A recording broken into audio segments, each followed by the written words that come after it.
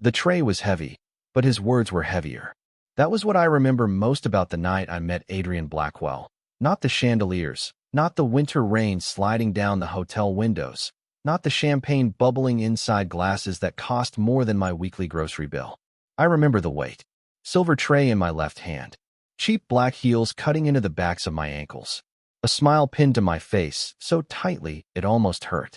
I was 27 years old, teaching second grade during the day and serving drinks at private events on weekends because my mother's medical bills did not care how tired I was. The charity gala took place on the top floor of the Whitmore Hotel in downtown Chicago, 42 stories above streets slick with February rain. Everything inside was polished until it looked untouchable. White orchids, gold table numbers, women in silk dresses who moved like they had never worried about rent, men with watches that could have paid for a year of my classroom supplies. I wore the uniform the catering company gave me, a plain black dress with long sleeves and a waist that pulled whenever I reached too far. Black was supposed to be slimming. That was what people said when they thought they were being kind. I had learned that kindness could still leave marks. My name was Claire Bennett, and I had spent most of my life trying to take up less space than my body naturally occupied. Smaller steps, smaller portions in public, smaller laughs, smaller dreams. Ryan Caldwell had taught me that lesson better than anyone. He had once told me he loved me, then spent 2 years making that love feel like a favor I had not earned. I had not seen him in 8 months. Long enough to stop checking my phone when it buzzed. Not long enough to forget his voice. I was refilling champagne near table 12 when I heard it behind me. Claire. My hand tightened around the bottle. I turned slowly. Ryan sat beneath a halo of chandelier light, looking exactly as he wanted the world to see him. Navy suit. Perfect smile. One arm resting on the chair of the woman beside him. A blonde with diamonds at her throat and boredom in her eyes. His new fiancée, probably. I had seen the announcement online by accident and closed the page so fast my laptop nearly slipped from my knees. Ryan, I said, keeping my voice professional. Can I get you anything? His gaze moved over my uniform with the slow cruelty of someone searching for the softest place to press. Still hiding behind black clothes, Claire? A few people at the table glanced up. One man smirked into his glass. My face warmed, but I kept pouring. Champagne? I asked. Ryan leaned back. I guess some things never change. The woman beside him gave a small laugh, not because she understood the history, but because Ryan had made it clear she was supposed to. I felt something old and ugly open inside my chest. The part of me that remembered standing in front of a mirror while Ryan adjusted my dress and said, maybe wear the cardigan. It helps. The part that remembered skipping dessert on my birthday because he had looked at the menu, then at me, and sighed. I set the bottle down carefully. Enjoy the evening. I turned to leave. His voice followed me, softer now, meant to reach only me and the closest listeners. I only called you fat because you needed honesty. For 1 second, the room disappeared. The orchestra became a distant blur. The glass in my hand felt slick. I could smell champagne, perfume, rain-soaked wool, and my own panic rising too quickly. I did not cry. That mattered to me. I had cried enough over Ryan Caldwell to fill every crystal glass in that room. Instead, I walked away. Not fast, not dramatically, just 1 foot in front of the other, past the dessert station, past the velvet curtains, into the service hallway where the music dulled behind thick walls. Only then did my hand start shaking. I placed the tray on a linen cart and pressed both palms against the cold metal edge. Breathe in, breathe out. The words sounded simple when I taught them to anxious children before spelling tests. They felt impossible now. I am fine, I whispered, though no one had asked. I am fine. No, you are not. The voice came from the shadow near the emergency exit. Low, calm, male. I turned so sharply my shoulder hit the cart. A man stood beneath the dim hallway light, holding a phone at his side as if he had just ended a call. Tall, maybe 6'3", wearing a black suit that fit him with dangerous precision. Dark hair, pale eyes, a narrow tattoo visible at his wrist where his cuff had shifted. He looked expensive, controlled, and completely out of place in a hallway full of stacked plates and cleaning supplies. I should have been afraid. Maybe I was. But humiliation had already used up most of my fear. Sorry, I said automatically. Staff area. His eyes moved to my trembling hands, then back to my face. He did not smile. He did not pity me. Somehow, that made it worse and easier at the same time. Who was he asked. I should have lied. I should have said no one. I should have gone back to work and pretended I had not been split open by one sentence from a man who no longer had the right to hurt me. Instead, my voice came out small, smaller than I wanted. My ex called me fat. The stranger looked toward the ballroom doors, where Ryan's laughter rose faintly through the walls. Then he looked back at me. His expression did not change, but the air around him did. No, he said quietly. He called himself small. I stared at him, not understanding why those words made my throat ache. Behind us, the ballroom doors opened, spilling gold light across the hallway floor. Several guests looked out, searching for the man in the black suit. One of them went pale when he saw him. That was when I realized the stranger was not just another guest. The entire room was waiting for Adrian Blackwell to return. Adrian Blackwell did not move when the guests saw him. He simply stood in the narrow service hallway with his phone at his side, and the gold light from the ballroom seemed to stop at his shoes, as if even brightness needed permission to reach him. The man who had opened the door swallowed hard. "Mr. Blackwell," he said, suddenly careful. "They are waiting for you inside." Adrian looked at me instead. "Do you want to return to that room?" I almost laughed, but there was no humor in my chest. "I am working." That was not my question. No one had asked me that all night. Not the catering manager who handed me the tray. Not Ryan when he pulled my old shame into a room full of strangers. Not even my own pride, which kept ordering me to stand up straight and pretend a sentence had not just opened a wound I thought had healed. I wiped my palms on my apron. "If I do not go back, I lose the shift." Adrian's gaze shifted toward the ballroom. "Then we go back." "We." The word startled me. He did not offer his arm. He did not put a hand on my back. He only stepped aside and let me choose whether to walk first. That simple space felt stranger than protection. I picked up the tray again, though it was empty now, because holding something gave my hands a reason to shake. When we entered the ballroom, the conversations thinned. People noticed Adrian before they noticed me. Heads turned in small, careful movements. Men straightened their jackets. Women lowered their voices.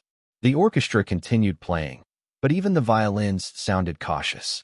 Ryan saw us from table 12. His smile appeared quickly, too quickly, like a curtain being pulled across a broken window. "There you are," he called, loud enough for nearby tables to hear. I was starting to think I scared off the staff. A few people laughed. Not many. Not after they saw Adrian beside me. Ryan looked him over and leaned back in his chair. "Mr. Blackwell, I did not realize you made a habit of rescuing waitresses." The word waitresses landed with a small sting, not because I was ashamed of working, but because Ryan had always known how to make honest labor sound like failure. Adrian walked to the edge of the table. I stayed 2 steps behind him, then hated myself for it. Before I could move, he glanced back, not commanding, only noticing. I stepped beside him. Ryan's eyes flicked between us. The blonde woman beside him stopped smiling. "Claire was just being sensitive," Ryan said. "We know each other. Old history." "Then you should have no trouble repeating what you said to her," Adrian replied. Ryan blinked. "Excuse me." Adrian's voice remained calm. "Repeat it. Since it was harmless enough to say to her, say it to the room." The table went silent. Somewhere behind me, a server lowered a tray too fast, and glasses chimed together. Ryan adjusted his cuff. "This is becoming dramatic." "No," Adrian said. "It is becoming honest." I stared at the white tablecloth, at the tiny embroidered flowers stitched along the edge. My heart was beating so hard I could feel it in my throat. Part of me wanted Adrian to stop. Another part of me, a part one had buried under years of smiling, wanted Ryan to feel even 1 inch of the embarrassment he had handed me like a gift. Ryan gave a practiced laugh. "I made a private comment to someone I used to date. That is all." Adrian tilted his head. "About her body." The blonde woman turned toward Ryan. "What did you say?" "Vanessa," Ryan said quietly. "Her name." So that was her. Vanessa Pierce, the fiancée from the announcement, the woman in diamonds who had laughed because she thought she was safe from being compared to me. Adrian looked at Ryan with the patient focus of a man reading a contract line by line. "A man who humiliates a woman in public is not powerful," he said. "He is begging the room to believe he matters." No one laughed after that.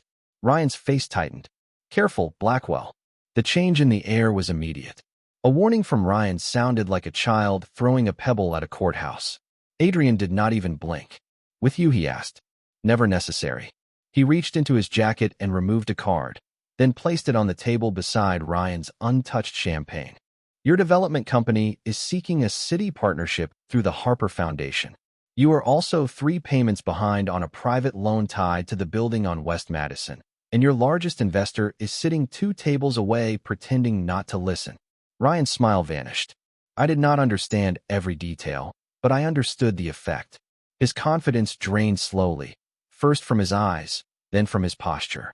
The people around him began looking at their plates, their glasses, anywhere but him. Adrian turned toward the event director, a silver-haired woman frozen near the auction display. The catering staff assigned to this table will be relieved for the evening with full pay, he said. Add the cost to my donation. Of course, Mr. Blackwell, she answered immediately. I found my voice only after he guided the conversation away from me without once making me feel hidden. You do not have to do that. I know. I do not need pity. He looked at me then, fully, in front of everyone. Pity looks down, he said. I am looking at you. My breath caught. Ryan heard it. Vanessa heard it. Half the room heard it. For the first time all night, I did not wish I were smaller. The next morning, the world did not look different enough. Sunlight came through the blinds of my apartment in pale stripes, landing on a sink full of mugs, a stack of second-grade spelling tests, and the black heels I had kicked off beside the door at 1 in the morning. My feet still ached. My wrists still remembered the weight of the tray. But the worst part was the quiet. Shame always felt louder after the room emptied. I made coffee, stood barefoot on the cold kitchen tile, and told myself the gala was over. Ryan had been embarrassed. Adrian Blackwell had walked back into the crowd like a storm, wearing a suit. I had been paid for the full shift, more than paid, actually, because the event director had slipped an envelope into my hand with trembling gratitude and refused to meet my eyes. It should have ended there. It did not. At 7:45, my phone rang. The screen showed Maple Street Bakery, the place where I worked 3 afternoons a week after school and most Saturdays when my mother had appointments. I answered while packing worksheets into my tote bag. Claire, Mrs. Alvarez said, her voice thin and tight. I need you to come by after school. Something happened with the building. My stomach dropped. What kind of something? The property management changed overnight.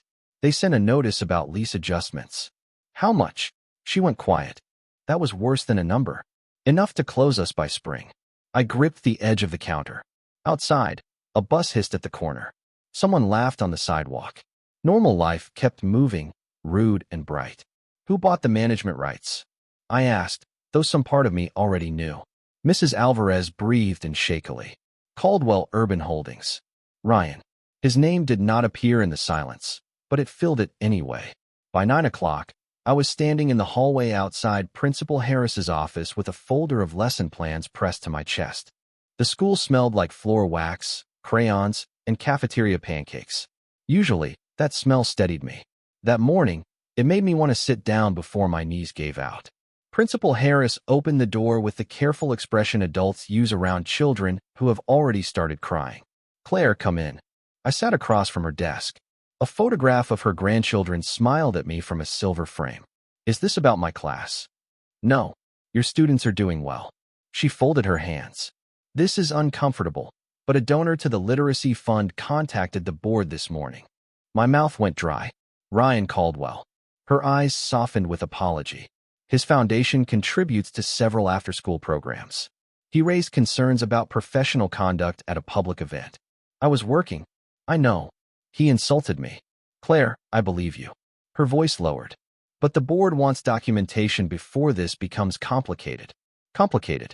That was what powerful men called damage when they were not the ones bleeding from it. I left her office with a polite smile and a letter requesting a review meeting the following week. By noon, my hands had stopped shaking because something colder had replaced the panic. Ryan had not needed to touch me. He did not need to shout, follow, or threaten. He had simply reached into the parts of my life that kept me upright and pressed his thumb down.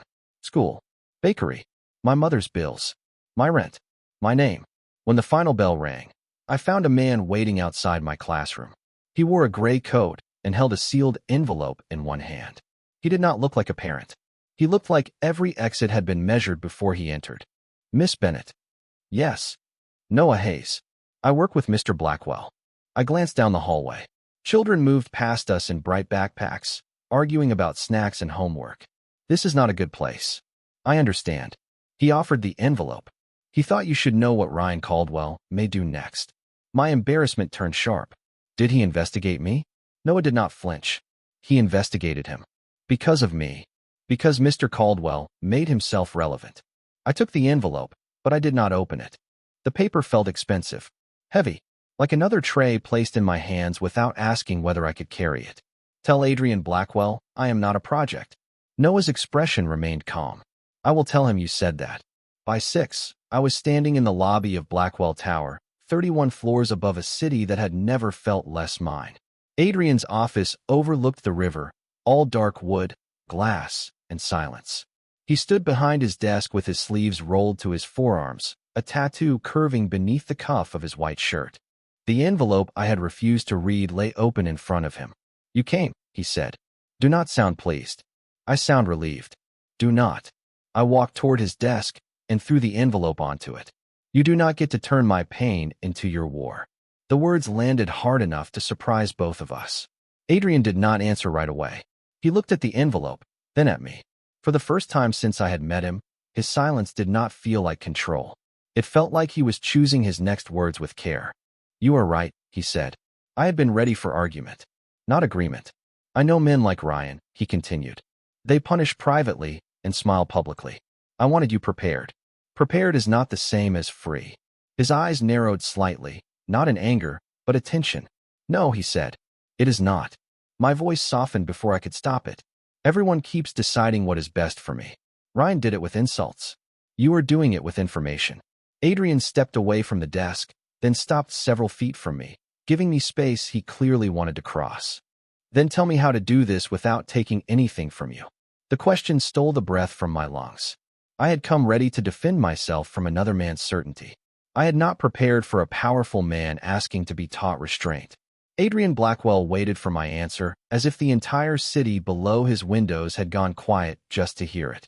I looked at him across the wide space of his office, at the man who could make wealthy donors lose their smiles with one sentence, at the dark river behind him carrying the lights of Chicago in broken gold lines. I should have felt safer knowing someone like him wanted to stand between me and Ryan Caldwell. Instead, I felt trapped by the shape of another man's certainty. You can start by asking what I want, I said. The words came out quieter than I intended, but Adrian heard them. His eyes shifted, not away from me, but inward, as if I had opened a door in a room he did not often enter. What do you want, Claire?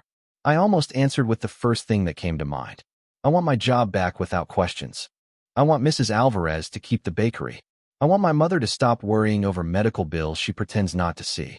I want Ryan to disappear from every corner of my life he still thinks he owns.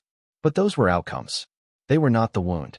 I crossed my arms over my black cardigan and stared at the floor because it was easier than looking at him. I want him to stop making me feel small. The sentence embarrassed me the second I said it. It sounded childish. Too simple for a room full of expensive furniture and men who solved problems with lawyers, accounts, and locked doors. But Adrian did not laugh. He did not soften his face into pity. He leaned one hip against the edge of his desk and gave the words the same attention he had given Ryan's financial records. How long did he do that? My mouth went dry. 2 years. Tell me. No, the answer was automatic. His gaze stayed steady. All right. That was worse. The absence of pressure left me alone with what I had refused to say for so long. I moved to the window. 31 floors below, headlights slid along Wacker Drive. The people down there looked small from this height. I wondered if Adrian was used to seeing the world that way. He was not always cruel, I said. That is what makes it hard to explain. He knew when to be charming. He brought soup when my mother had surgery. He remembered the names of my students. He would hold my hand in public, then later tell me I should be grateful because most men in his position would want someone more polished. Adrian was silent behind me. He never needed to shout. He would look at my plate and raise an eyebrow. He would say he loved my face, then add that I would be perfect if I just had more discipline. If I bought a dress, he would ask whether they made it in something more flattering. If someone complimented me, he would tell me they were being nice. My reflection in the glass looked pale and tired. After a while, I stopped hearing his voice as his voice. It became mine. The admission burned more than I expected. I pressed my fingers against the cool window. He did not lock me in a room. He did not have to. He taught me to carry the room inside myself. Behind me, Adrian released a slow breath. I can make him lose every contract tied to your school before sunrise. I turned. That is exactly what I am talking about. I know. He looked down at his hands, at the tattoo near his wrist, black ink against pale skin. I said I can. Not that I will. Powerful men always say that as if restraint is a gift. His eyes lifted. With me, it has to become a discipline. That stopped me. There was no charm in the sentence. No performance. Just a fact he seemed to dislike about himself. Why do you care? I asked. You met me last night. He glanced toward a framed photograph on a side table. A woman with dark hair stood on a porch somewhere green, smiling as if the camera had caught her before she could hide. My mother spent 23 years married to a man who corrected her into silence, he said. Not loudly. Not in ways anyone outside our home could name. He corrected what she wore, how she laughed, what she ate, who she trusted. By the time I understood what he had done, she had already learned to apologize for existing. The office felt different after that. Less like a tower. More like a confession with windows. So when you heard Ryan, I said, you saw her. At first, the answer made my pulse change. And now, Adrian looked at me with a steadiness that felt almost unbearable. Now I see you. I did not know what to do with that. Kindness was easier when it came from people who had no power to change your life. From him, it felt like standing near a fire and trying to decide whether the warmth was worth the danger. I do not want revenge, I said. I do not want him ruined because you are angry. Then what would justice look like if it belonged to you? No one had ever asked me that. Ryan had decided my worth. The school board had decided my professionalism needed review. Noah had decided I needed information. Even my fear had decided I should stay quiet. I sat in the chair across from Adrian's desk because my legs suddenly felt weak. I want the truth to be louder than his version of me, I said. I want Mrs. Alvarez to keep her bakery. I want my school to know I did nothing wrong. I want every woman he made feel grateful for crumbs to understand that shame was his weapon, not their reflection. Adrian nodded once. Then we do that. No threats. No threats. No using me as an excuse to prove you are dangerous. His mouth almost curved, but the humor did not reach his eyes. I rarely need excuses. Adrian. The sound of his name changed the room. His expression gentled by a fraction. No using you as an excuse, he said. And you do not speak for me. Never without permission. I believed him before I wanted to. That frightened me most. He picked up the envelope, removed a single page, and slid it across the desk. Ryan has hurt more people than you. I looked down. Names. Businesses. Former employees. Women I did not know and suddenly felt connected to by something painful and invisible. My throat tightened. What is this? Adrian's voice was quiet. A door. You decide whether to open it.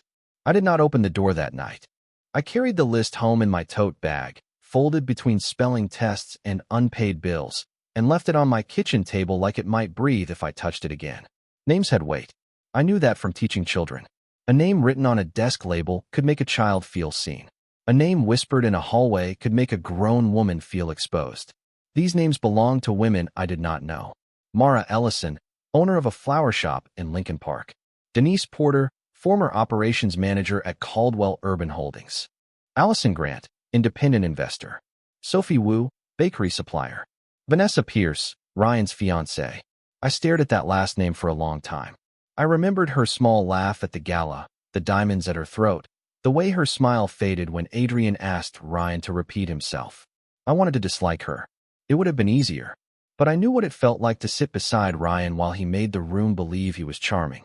I knew how slowly a person could be trained to laugh at the wrong thing.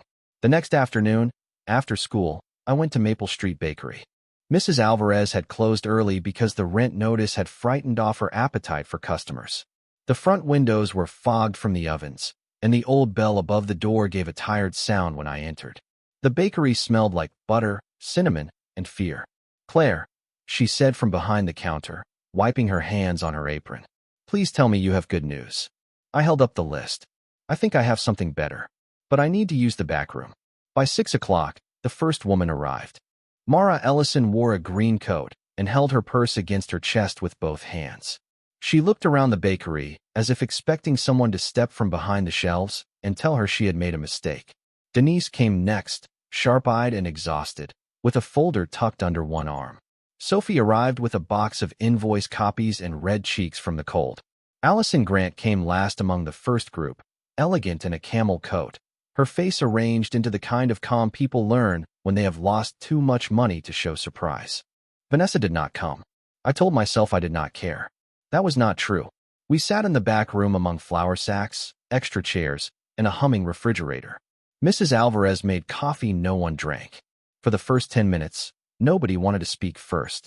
I could feel Adrian's presence beyond the rear door, though he never entered. He had driven me there, then stepped outside with Noah and stayed on the sidewalk in the snow. Not because he was careless, because I had asked him not to turn a room full of wounded women into his room. That mattered. It mattered so much I hated how much it mattered. Finally, Mara opened her purse and took out a lease amendment. Ryan's company raised my rent after I refused to use his preferred supplier, she said. When I complained, he told other investors my shop was failing because I was emotional. Denise gave a bitter laugh. He uses that word a lot. He called me unstable, Sophie said quietly, after I questioned missing payments. Allison placed her folder on the table. He convinced me to invest in a development project that did not exist the way he described it. When I asked for records, he implied I had misunderstood because I was new to commercial real estate. Their stories came slowly at first, then faster. Each one was different in detail, but familiar in shape. Ryan praised women when he needed them, corrected them when they questioned him, embarrassed them when they resisted, then smiled in public and let the world assume they had overreacted. I listened until my chest hurt. Not because I was surprised, but because I was not. What did he do to you? Mara asked me. The room turned toward me. I looked down at my hands, at the faint flour dust on my fingertips from helping Mrs. Alvarez carry trays. I could have given them the small version, the cleaner version, the one that made me sound less breakable. Instead, I said the truth. He taught me to be ashamed before anyone else had the chance. No one interrupted, so I kept going. I told them about the comments disguised as concern. The jokes about my clothes. The way he made every compliment feel like a loan I would have to repay by becoming easier to display. I told them about the gala, the hallway, the sentence that had sent me there with shaking hands. My voice did not break until I said, the worst part is that even after I left him, I still carried his opinion like it was evidence. Denise reached across the table and touched my wrist. Not dramatically, just enough to say she understood. The room changed after that. Shoulders lowered. Folders opened. Receipts appeared. Emails. Lease notices. Bank statements. Patterns. Proof. The pain that had made each of us feel isolated began connecting into something solid. By 8 o'clock, Vanessa Pierce stood outside the bakery window in a white coat, snow melting in her blonde hair. She looked nothing like the woman under the chandelier. She looked young, frightened, human. I opened the door before she could knock. I almost did not come, she said. I know. Her eyes filled, but she held herself together. He said you were jealous. I was tired. A small, painful smile moved across her face. He told me that too. About myself. I stepped aside. Vanessa entered the back room, and every woman watched her choose the empty chair at the table. She removed her engagement ring and placed it beside the folders. The diamond caught the fluorescent light and looked suddenly cold. I have his messages, she said. All of them. Outside. Through the fog glass, I saw Adrian standing under the street lamp with his hands in his coat pockets, snow settling on his dark hair. He did not look through the window to claim victory. He looked away, guarding the door while we found our voices behind it. For the first time, I understood that my pain had not made me weak. It had made me fluent in a language other women had been forced to learn in silence. 2 weeks later, Ryan Caldwell walked into the Ambassador Ballroom believing the night belonged to him. I knew because I saw the old confidence in the way he moved through the crowd, one hand in his pocket, smile bright enough to borrow trust from people who had not yet learned what it cost. The fundraiser was larger than the first gala, louder, brighter, filled with city officials, investors, nonprofit directors, and reporters who wrote about money as if it were morality. Crystal lights spread across the ceiling like frozen rain. White flowers climbed the columns. At the front of the room, a stage waited beneath a blue banner for the Harper Foundation's annual Development Award, the the one Ryan expected to receive before signing the biggest partnership of his career. This time, I did not enter through the service hallway. I did not carry a tray. I did not wear black because someone once told me it made me easier to accept. I wore a deep blue dress with sleeves that fit, a waist that did not punish me for breathing, and a skirt that moved when I walked. Mrs. Alvarez had cried when she saw it. Emily, my younger sister, had taken one look and said, "Finally, you look like yourself." I had not realized how long it had been since that felt possible. Adrian waited near the entrance, dressed in a black suit and white shirt, his tattoo barely visible at his wrist when he adjusted his cuff. Noah stood several feet behind him with a legal folder in one hand, speaking quietly to a woman from the foundation's board. Adrian saw me before Ryan did. His eyes moved over my face, not my body, and something inside me steadied. "You came," he said. "I said I would." "I know." He paused. "You look strong. Not beautiful. Not flattering. Not smaller. Strong." The words settled over me better than any compliment Ryan had ever given. "Do not make me regret trusting you," I said softly. Adrian's mouth curved for less than a second. "I would rather lose the room." We walked in together, but not as a couple for people to gossip over. Not with his hand at my back. Not with me tucked behind his shoulder. He stayed beside me until we reached the center aisle, then stepped half a pace back. I felt the space he left for me. I felt the choice inside it. Ryan noticed me near the silent auction tables. His smile flickered. Then he recovered, because Ryan had always believed recovery was the same as innocence. He excused himself from the investor he was speaking with and approached, Vanessa absent from his side for the first time since I had seen them together. "Claire," he said, glancing at my dress. "You look confident." That is new. The sentence tried to find the old wound. It knew the path. For a second, I felt it knock. Then I remembered the back room of Maple Street Bakery, Mara's lease, Denise's emails, Sophie's invoices, Vanessa's trembling hands as she unlocked her phone and showed us message after message. I looked Ryan in the eye. "No," I said. "I just stopped confusing your voice with the truth." The color under his tin shifted. Adrian did not move. That mattered more than I could explain. Ryan looked past me toward him. "Is this your idea of a public scene?" Adrian's voice came calmly from behind my shoulder. "This evening belongs to the foundation. Then perhaps your guest should behave accordingly." I answered before Adrian could. "I intend to." The dinner began with polite speeches. Salads arrived. Glasses chimed. The mayor's deputy spoke about responsible development and community investment. Ryan sat near the front, nodding at all the correct moments. Cameras turned toward him more than once. His company logo glowed on the program beside words like renewal, opportunity, and trust. I sat at a table with Mrs. Alvarez, Mara, Denise, Sophie, Allison, Emily, and Vanessa. The diamond ring was no longer on Vanessa's hand.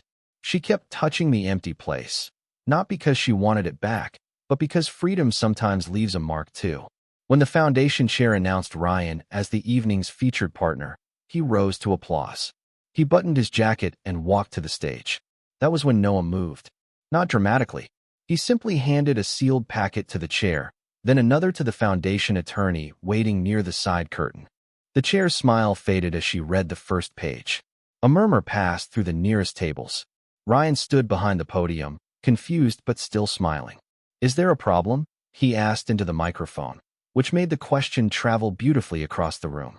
The foundation attorney stepped forward. "Before any partnership is finalized tonight, the board has agreed to hear additional statements regarding Caldwell Urban Holdings and its affiliated leases, donations, and investment solicitations." Ryan's gaze found me. For the first time since I had known him, he looked uncertain in public. Adrian leaned slightly toward me, his voice low. "This is your choice, Claire.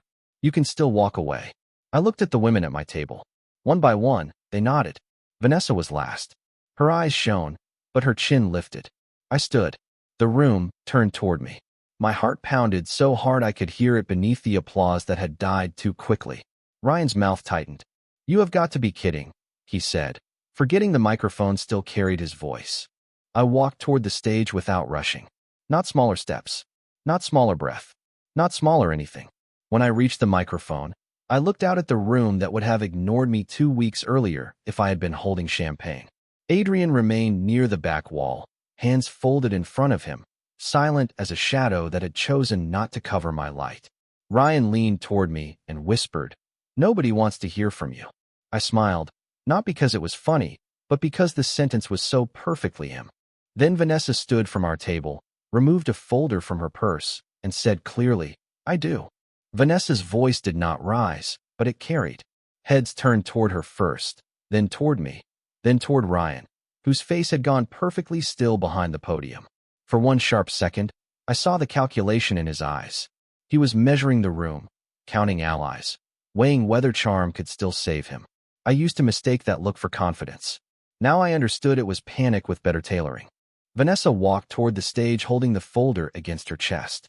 Her white dress caught the ballroom lights, but her hand trembled when she placed the documents beside the microphone. "These are messages from Ryan," she said. "Instructions to delay payments to vendors who questioned him. Notes about pressuring tenants before redevelopment bids. Records of donations promised but never delivered." Ryan laughed once, too loudly. "Vanessa is upset about a private matter." She looked at him, and the sadness in her face was clean enough to hurt. "That is what you told me Claire was." The room went silent in a different way this time. Not bored, not polite. Listening. I looked down at the microphone. My reflection curved faintly in the silver surface. Round face, blue dress, shoulders squared because I had finally stopped trying to fold myself into someone else's comfort. I thought speaking would feel like stepping off a ledge. It felt more like setting down something I had carried for too long. "Ryan Caldwell knows how to sound generous," I began. My voice was steady enough to surprise me. "He knows how to walk into a room and make people feel chosen.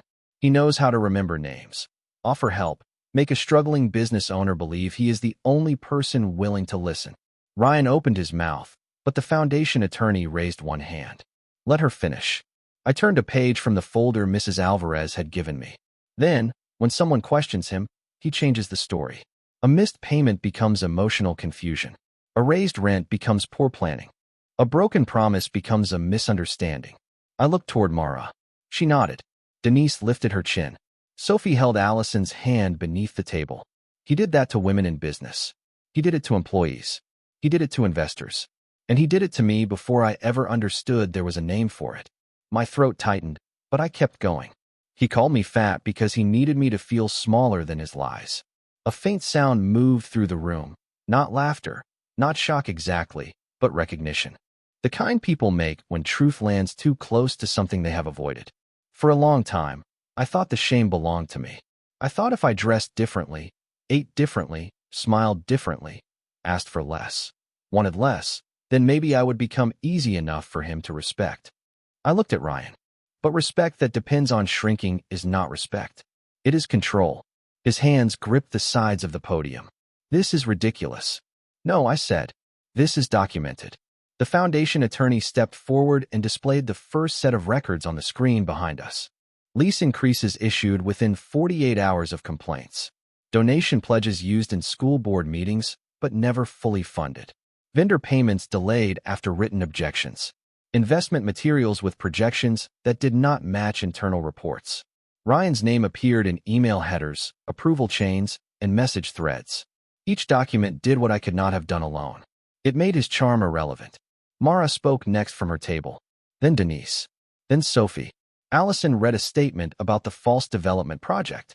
Vanessa gave the final testimony, not as a betrayed fiancée, but as a woman who had seen the pattern from inside the life Ryan had promised her.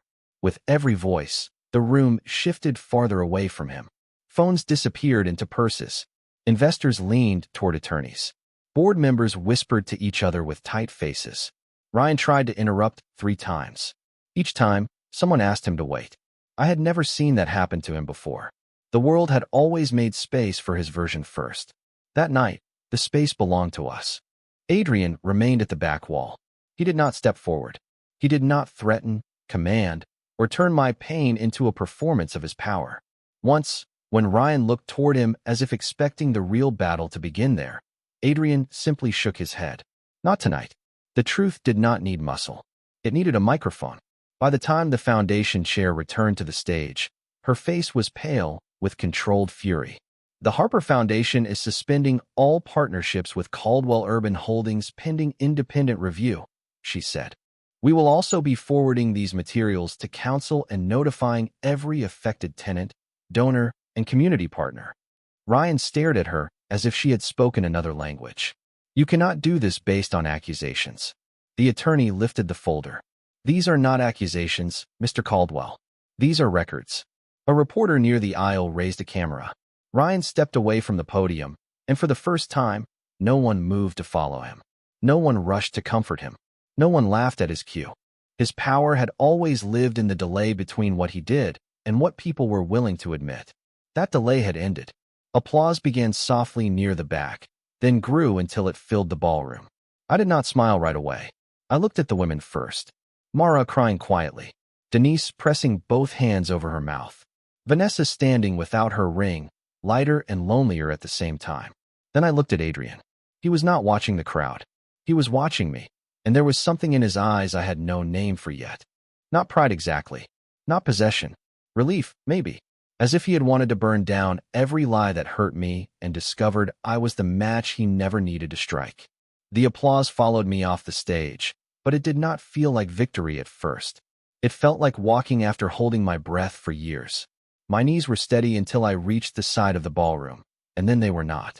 Emily reached me before anyone else, wrapping both arms around me with the kind of force only a younger sister can use in public without apology.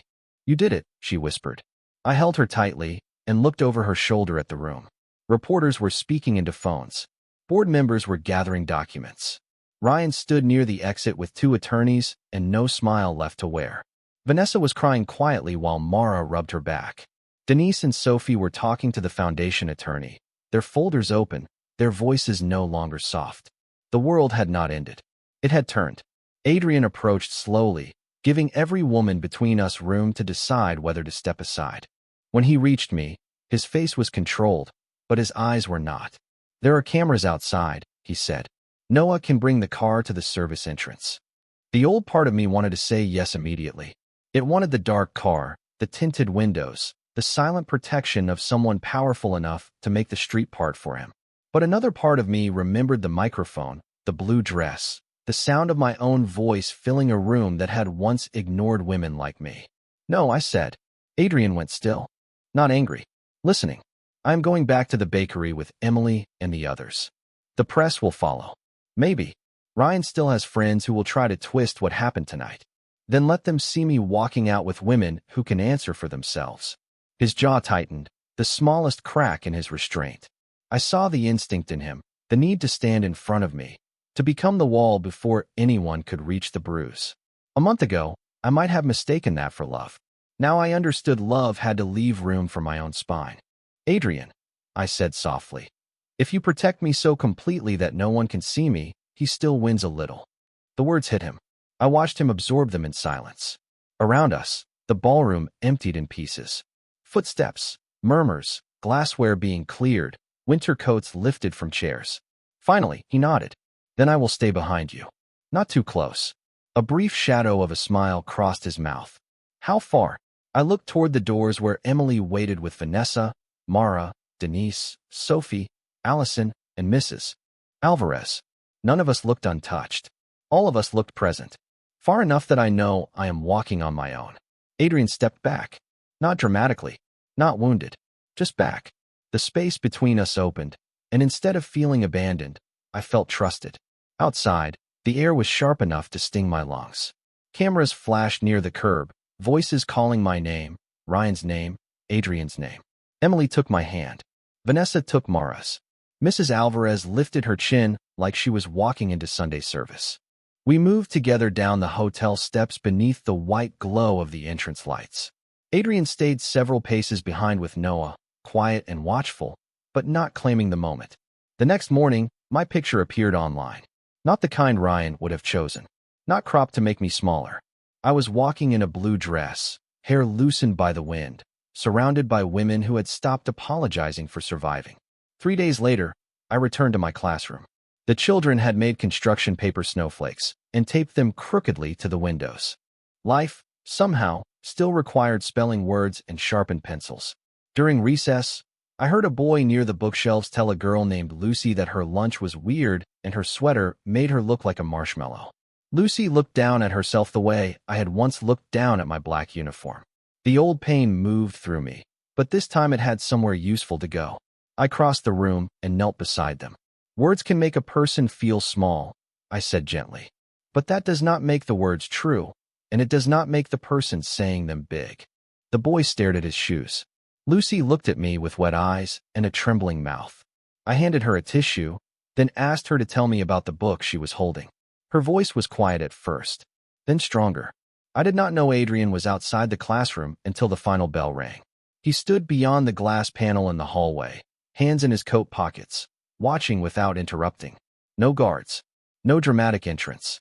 Just him, learning what I did with pain when no one was clapping. When I stepped into the hallway, he looked almost humbled. You could have told him off, he said. He is 8. Still, I do not want children to fear being wrong. I want them to learn before cruelty becomes a habit. Adrian looked back through the classroom window at Lucy laughing with another student. That is harder than burning a man's reputation. Usually. And better. I met his eyes. Always. He nodded slowly, as if I had given him another rule for a world he was still trying to build. Then he walked me to the parking lot without touching me, close enough to be there, far enough to prove he understood the difference. A month later, Maple Street Bakery had more chairs than it used to. That was Mrs. Alvarez's idea. She said if women were going to keep showing up after closing with folders, questions, and stories they had never told anyone out loud, then the least we could do was stop making them stand beside the flour sacks. So every Thursday evening, after the last cinnamon rolls were boxed and the front door sign turned to closed, we pushed 2 tables together and made coffee. Mara brought flowers for the counter. Denise helped people organize documents. Sophie taught Mrs. Alvarez how to track supplier invoices on a laptop without swearing at it, which felt like a miracle. Vanessa came every week, sometimes quiet, sometimes brave, always without the ring. Emily called it a support group. Mrs. Alvarez called it common sense with pastries. I did not know what to call it. I only knew that the room felt wider each time another woman walked in and realized she did not have to explain why shame had taken so long to name. Ryan's partnerships collapsed under review, not all at once, not dramatically, but steadily. His company lost the Harper deal. The school board apologized in the clean, careful language of people afraid of lawyers. My teaching position was no longer under review. Mrs. Alvarez's lease was restored under independent management, and Maple Street Bakery received a grant from a community fund I had never heard of. At first, I thought it was coincidence. Then I saw the paperwork. The fund was real, legal, and quiet. Its board listed Emily, Mrs. Alvarez, and me as decision makers. The money came through a separate foundation with no public connection to Adrian Blackwell, but I knew. Of course I knew. I called him that night from the bakery office while the old freezer hummed beside me. You funded it, I said when he answered. There was a pause. Good evening to you too, Claire. Adrian. Yes. I closed my eyes. I was not angry exactly. I was tired of being grateful before being consulted. You promised not to speak for me. I did not. Money speaks. Silence settled between us. Then he said, you are right. Those 3 words still had the power to disarm me. Not because he said them easily, but because I knew he did not. The fun stays only if you understand something, I said. You do not buy my voice. You do not buy my forgiveness. You do not buy a place in my life. His answer came quietly. I know. Do you? I am trying to learn it in every language you require. I leaned back against the desk and looked through the small office window at the warm bakery lights beyond it. Why did you do it? Because rebuilding leaves fewer ashes than revenge. My throat tightened before I could stop it. A month earlier, he had looked like the kind of man who could make the world bend. Now he sounded like a man learning how not to break what he cared about. The following Friday, he came to the bakery after closing. No driver waited outside. No men in black coats stood near the door. Just Adrian, snow dusting the shoulders of his dark wool coat, carrying a white pastry box sealed with a Maple Street sticker. I looked at the box, then at him. You bought our own pastries and brought them back to us. I was told showing up empty-handed was rude. By Noah, by your sister. That made me smile despite myself. The bakery was quiet except for the soft ticking of the wall clock and the coffee machine cooling behind the counter. I took the box from him and set it down. You could have called. I have called. I have texted. I have practiced restraint until Noah has become unbearable about praising my personal growth. A laugh escaped me, small but real. Adrian's expression softened like he had been waiting weeks to hear that sound. Then the air changed, not into danger, but into honesty. He removed his gloves slowly. The tattoo at his wrist showed beneath his cuff, black ink against pale skin, a reminder of the world he came from and the choice he was making not to bring it between us. "I wanted to destroy everything that hurt you," he said. "I know. That would have been easier. For you." He nodded. "For me." I rested my hands on the counter. "Then what do you want now?" He looked around the bakery, at the crooked chalkboard menu, the trays of cooling bread, the extra chairs stacked near the back room. "I want to help build something where you do not have to be afraid of being seen." My chest ached with the gentleness of it. "That is a large promise. Then tell me where to start." I studied him for a long moment. This man had entered my life like a closed door swinging open. He had heard the sentence that humiliated me, and he could have made himself the center of my rescue. Instead, piece by piece, he had learned to step back until I could see my own strength without his shadow covering it. I reached beneath the counter and pulled out a clean apron. It was white, plain, and dusted with a little flour because everything in the bakery eventually was. I handed it to him. "Start by helping me box tomorrow morning's orders." Adrian Blackwell, feared by men who spoke in boardrooms and back rooms, looked at the apron as if I had handed him a sacred document. "I have never done that." "I know. I may be terrible at it." "Probably." His mouth curved. "You are enjoying this." "Completely." He took off his coat, rolled his sleeves, and tied the apron with careful concentration. It should have looked ridiculous. It did not. It looked like a beginning. I moved beside him, close enough for our shoulders to almost touch, and showed him how to fold a pastry box without crushing the corners. He listened. He tried. He failed twice. Then he learned. Outside, snow softened the streetlights and covered the sidewalk in white. Inside, the air smelled like sugar, coffee, and something I had once mistaken for impossibility. I had spent years believing love would ask me to become smaller to fit inside it. Adrian did not. He made room. He did not make me smaller by loving me. He made the world wide enough for me to stand in it.